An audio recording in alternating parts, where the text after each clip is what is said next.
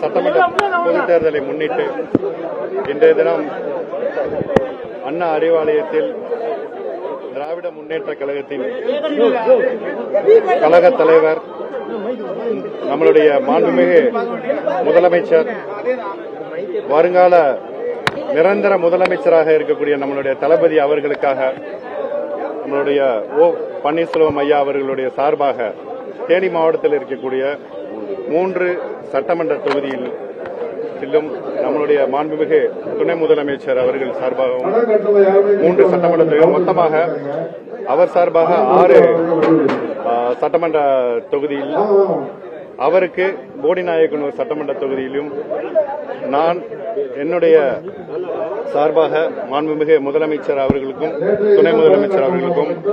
6 சட்டமன்ற தொகுதியிலும், நான் போடிநாயக்கனூர் மற்றும் ஆண்டுபட்டி சட்டமன்ற தொகுதியிலும் இன்னைக்கு விருப்ப மனுவை நம்மளுடைய பேரறிஞர் பெருந்தகை அண்ணா அவர்கள், நம்மளுடைய முத்தமிழ் அறிஞர் கலைஞர் அவர்களுடைய ஆசியோடும், நம்முடைய மாண்புமிகு முதலமைச்சர் கழக தலைவர் தளபதி அவர்களுடைய ஆசியோடன் இன்னைக்கு விருப்ப மனு அளித்திருக்கிறோம்.